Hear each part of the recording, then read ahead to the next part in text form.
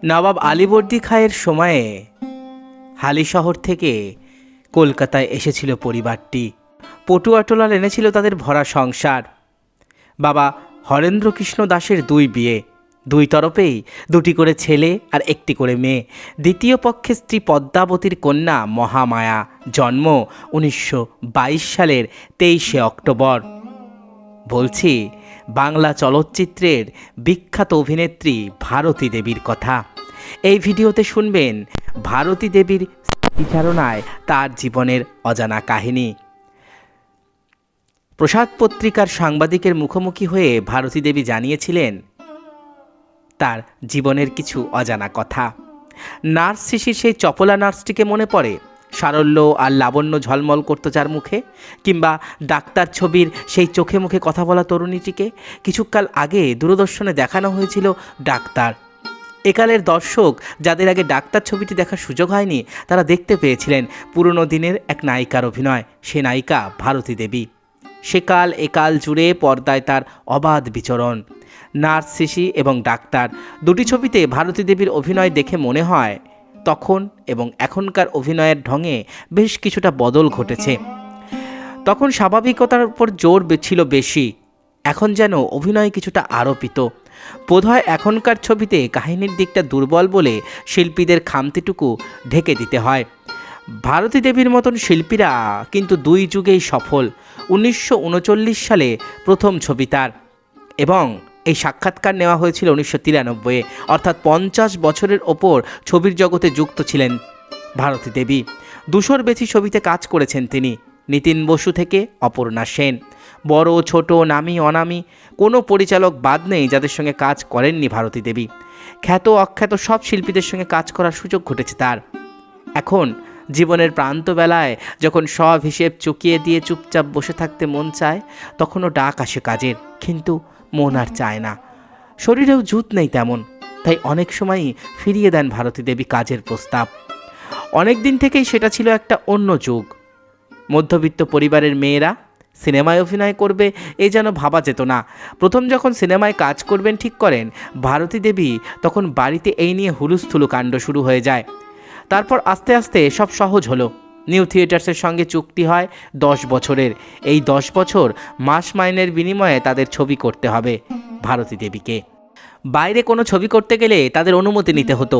রায়চাঁদ বড়ালকে এখনও শ্রদ্ধার সঙ্গে স্মরণ করেন ভারতী দেবী, যারা তাকে ছবির জগতের সঙ্গে পরিচিত হতে এবং প্রতিষ্ঠা পেতে সাহায্য করেছে। রায়বাবু তাদের একজন। রায়চাঁদ বড়াল তাকে দেখে বুঝেছিলেন যে এ মেয়েটির অনেক সম্ভাবনা আছে। শৈলজানন্দ মুখোপাধ্যায়ও তাকে পছন্দ করতেন।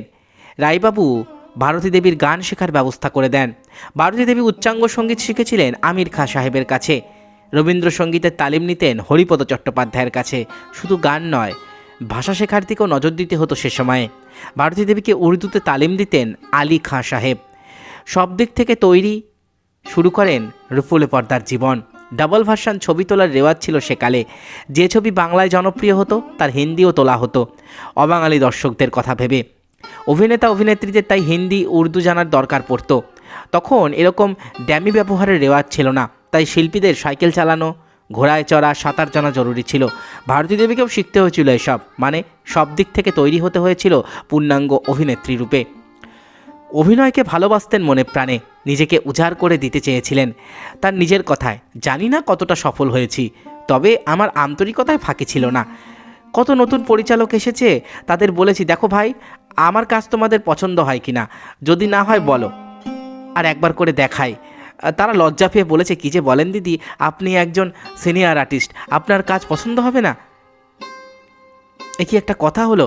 মাথা নেড়ে ভারতী দেবী বলছেন, না ভাই, তোমার চোখ হলো দর্শকের চোখ, তুমি যা বিচার করবে সেটাই ঠিক হবে। কত গুণীজনের সংস্পর্শে এসেছেন সেকালের একালের। রায়চাঁদ বড়াল, পঙ্কজ মল্লিক, হেমচন্দ্র চন্দ্র, পাহাড়ি সান্যাল, ছবি বিশ্বাস, এইরকম কত শতজন। এর মধ্যে নায়িকা হয়েছেন উত্তম কুমার, অসিত বরণ, জ্যোতিপ্রকাশ, এমনকি ছবি বিশ্বাসের বিপরীতে। উত্তম কুমারের সঙ্গে তার সহযাত্রী ছবির কথা অনেকেরই মনে আছে। তবে সবচেয়ে জনপ্রিয় জুটি ছিল সেই সময় ভারতী এবং অসিত বরণের, অনেকটা 60-70-এর দশকের উত্তম সুচিত্রার মতো। এই জুটি দর্শকদের আকর্ষণ করত। ভারতী অসিত বরণের ছবির মধ্যে নাম করা যেতে পারে নার্স শিশি, যা বাংলা এবং হিন্দি উভয় ভাষায় মুক্তি পায়। কৃষ্ণকান্তের উইল হিন্দিতে হয়েছিল ওয়াসিতনামা, প্রতিশ্রুতি হিন্দিতে সৌগান্ধ, কাশীনাথ হিন্দিতেও কাশীনাথ, ওয়াপাস ইত্যাদি। অসিত বরণের সঙ্গে আমার ছেলেবেলা থেকে আলাপ। মুখোমুখি বসে কথা বলতে বলতে এক ফাঁকে বললেন ভারতী দেবী, আমাদের সার্পেন্টাইন লেনের বাসার কাছেই ওরা থাকতো। ছেলেবেলায় ওই রাস্তায় কতদিন চোর চোর খেলেছি আমরা। আমার বাবার দোকানের খদ্দের ছিল ওরা। বহুদিন একসঙ্গে কাজ করেছি, বন্ধুর মতো সম্পর্ক ছিল ওর সঙ্গে। হঠাৎ করে চলে গেল সবার মাঝখান থেকে। মেয়েটা মারা যাওয়ার পর থেকেই ও যেন কেমন একটা হয়ে গিয়েছিল। অনেকে জানেন না, ভালো কালী কীর্তন গাইতো অসিত বরণ। ঢাকুরিয়ায় ভারতী দেবীর বাড়ি যেখানে, তার সামনেই এই অঞ্চলের বিখ্যাত কালীবাড়ি। জিজ্ঞেস করি, শুনেছি এই কালীবাড়িতে এসেও নাকি কীর্তন গিয়েছেন অসিত বরণ। শুনে ভারতী দেবীর মুখ উজ্জ্বল হয়ে ওঠে, বলেন হ্যাঁ গিয়েছিল তো। কালীবাড়ির ট্রাস্টি বোর্ডের লোকেরা এসে আমাকে অনুরোধ করেন অসিত বরণকে এই মন্দিরে এনে কীর্তন গাওয়ানোর জন্য। তখন ওর শরীর খুব খারাপ। আমি বলেছি শুনে তবু আসতে রাজি হয়। বলেছিল পার্টনার যখন বলেছে তখন নিশ্চয়ই যেতে হবে। আমাকে পার্টনার বলতো। এখানে এলো, গান করলো, তারপর আমার সঙ্গে দেখা করার জন্য উঠে এলো 3 তলায়। সব মনে পড়ে, মনে হয় যেন সেদিনের কথা। ওর সঙ্গে অভিনয় করেছি কত ছবিতে, কত হাসি গল্প হয়েছে, সব যেন মিথ্যে হয়ে গেছে। ও যে আমাদের মধ্যে নেই সেটাই সব থেকে বড় সত্যি। অসিত বরণ ছাড়াও নায়ক হিসেবে পেয়েছিলেন বিকাশ রায়, ছবি বিশ্বাসকে। ছবিবাবুর বিপরীতে নায়িকা হওয়া নিয়ে বেশ উত্তেজনা ছিল তার মধ্যে। ছবি বিশ্বাস তখন খ্যাতির মধ্য গগনে। খবরটা জানার পর স্টুডিওতে ছবিবাবুর সঙ্গে দেখা হতে তিনি বলেন, হ্যাঁ গো, তুমি আমার কত নম্বর বউ? বউ? ভারতী দেবী চমকে ওঠেন। ছবিবাবু বললেন, তা নয় তো কি, পরিহাস অবশ্যই। তারপর পরিচালককে ডেকে বলেন, আচ্ছা তোমাদের কি আক্কেল বলো তো, ভারতী একটা এতটুকুন মেয়ে, তাকে আমার হিরোইন করেছো।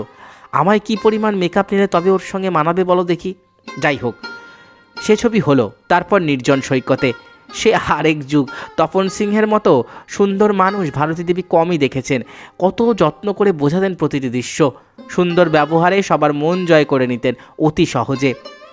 ওর সঙ্গে আগেই পরিচয় ছিল। ভারতী দেবীর মতো এক সময়ে উনিও নিউ থিয়েটার্সের সঙ্গে যুক্ত ছিলেন। তপনবাবুর সঙ্গে কাজ করে খুব আনন্দ পেয়েছিলেন ভারতী দেবী। দর্শক সমালোচকরাও বলেছিলেন নির্জন সৈকতে এই ছবিতে অভিনয় তাদের ভালো লেগেছে। প্রশ্ন করলাম, এটা তো বয়স্ক চরিত্রের ভূমিকা, এই সময় থেকেই কি নায়িকার চরিত্র থেকে সরে এলেন? হ্যাঁ, এর জন্য আমি তৈরি ছিলাম। আমি অভিনেত্রী, আমি জানতাম আমাকে চিরকাল নায়িকা হিসেবে মানাবে না, অন্য ভূমিকায় করতে হবে। যদি নায়িকার চরিত্রের রূপদান সফল হয়ে থাকি, তারপরে আমি মায়ের চরিত্রেও ঠিকঠাক করতে পারি, তবেই বোঝা যাবে আমি সার্থক শিল্পী। নীতিশ মুখার্জি আমাকে একদিন বলেছিলেন, শোনো ভারতী, হিরোইন তুমি বরাবর করতে পারবে না, তাই এখন থেকে কিছু কিছু অন্য চরিত্রে অভিনয় করা শুরু করো। ওর সেই উপদেশ আমি মনে প্রাণে অক্ষরে অক্ষরে পালন করেছি। যতদিন বাঁচব করে যাব। তাই যখন বয়স্ক চরিত্রের প্রস্তাব এসেছে তা গ্রহণ করতে দ্বিধা করিনি। অগুন্তি ছবিতে নানা ধরনের চরিত্রে অভিনয় করেছেন ভারতী দেবী। এর মধ্যে দুটি বিশেষ উল্লেখযোগ্য, চন্দ্রশেখরে দলনী বেগমের ভূমিকা আর দুর্গেশ নন্দিনীতে আয়েশা। দুটি বড় মাপের এবং প্রথমটির পরিচালক ছিলেন স্বয়ং দেবকী কুমার বসু, দ্বিতীয়টির অমর মল্লিক। তারপর সাগর সঙ্গমে প্রেমেন্দ্র মিত্রের গল্প, দেবকী বসুর পরিচালনা। এ ছবি রাষ্ট্রপতির স্বর্ণপদক অর্জন করে। ভারতী দেবীকে পুরস্কৃত করা হয় শ্রেষ্ঠ অভিনেত্রীর প্রাপ্য সিলভার পিকক পুরস্কার দিয়ে। এ ছবিতে তার অভিনয় বিদেশেও প্রশংসিত হয়। এই ছবির দাক্ষায়ণী চরিত্রের সঙ্গে নার্স সিসি ও ডাক্তারের নায়িকার অভিনয়ের তুলনা করলেই বোঝা যাবে মাঝখানে 50টা বছর এমনি এমনি কেটে যায়নি। এরই মধ্যে তরুণী ভারতী যেমন পৌরত্বের দিকে এগিয়ে গিয়েছেন, তেমনি তার অভিনয় লাভ করেছে এমন এক পরিণতি যা প্রত্যেক শিল্পীর সাধনার সিদ্ধি। আমি ডায়েরি টায়েরি রাখি না। ভারতী দেবী বলছিলেন, নিজের স্মৃতিকথা লেখার কোনো রকম ইচ্ছে নেই। কত ছবিতে অভিনয় করেছি তার নামও সব মনে নেই। যখন কাজ করেছি তখন মন প্রাণ দিয়ে কাজ করেছি। দর্শক যদি আনন্দ পেয়ে থাকেন তবে সেটাই বড় প্রাপ্তি। এখন অভিনয়ের জগৎ থেকে প্রায় নিজেকে সরিয়ে নিয়েছেন তিনি। অভিনয় করার প্রস্তাব এলেও নিতে চান না, শরীর অশক্ত বলে। যদি শরীর খারাপ হয় হঠাৎ, তবে শুটিংয়ে যেতে পারলেন না, প্রযোজকের তাতে ক্ষতি হবে, এই ভেবে সবিনয়ে ফিরিয়ে দেন ফিল্মের অনুরোধ। কিছুদিন আগে দূরদর্শনের সিরিয়াল গজেন্দ্র কুমার মিত্রের কলকাতার কাছেই অভিনয় করেছেন ভারতী দেবী। চরিত্রটি শ্যামা ঠাকুরানীর। 82-83 বছর বয়সের বৃদ্ধা। অভিনয় করে ভালো লেগেছিল তার। নুয়ে পড়া শ্যামার হাঁটা, কথা বলা কী করে রপ্ত করলেন আয়নায় শ্যামার মেকআপ নেওয়া মুখখানি দেখে চমকে উঠেছেন। এ কি তিনি? অনেক ধরনের চরিত্রে রূপ দিয়েছেন, কিন্তু অশীতিপর বৃদ্ধাকে জীবন্ত করতে চেয়েছেন এই প্রথম। আয়নায় এই প্রথম নিজের মুখ দেখে সন্দেহ হয়েছিল এ বোধহয় তিনি নন, অন্য কেউ। ডাক্তার ছবিতে একটি করুণ মধুর দৃশ্য আছে। বাবার সমাধির পাশে বসে ভারতী দেবী ও জ্যোতিপ্রকাশ। ব্যাকগ্রাউন্ডে পঙ্কজ মল্লিকের গলায় গান শোনা যাচ্ছে, চৈত্র দিনের ঝরা পাতার মতো। এই দৃশ্যে ভারতী দেবীর অভিনয় ভোলার নয়। গানের আবেদন, দৃশ্যের কারুণ্য, তার দুই চোখের দৃষ্টিতে বেদনার রামধনু রচনা করে যেন। যারা দেখেছেন এ ছবি তারা শুনলেই বুঝতে পারবেন, যারা দেখেননি অনুরোধ তারা ক্যাসেটটি দেখে নিন। পুরনো দিনের ছায়াছবির আবেদন কেমন অন্তঃস্পর্শ করত, অভিনয়কে কোন মহত্তম বিন্দুতে নিয়ে যেতে পারতেন কুশলী তারকারা, তার পরিচয় পাওয়া যায় এই ছবিটি দেখলে। আজ এই দিন ফুরিয়ে আসা সন্ধ্যাকাশের তারকাটির হয়তো সেদিনের কথা মনে পড়ে, যখন তার চারপাশে ছিল কলরোল। তিনি ছিলেন জনপ্রিয়তার শীর্ষে।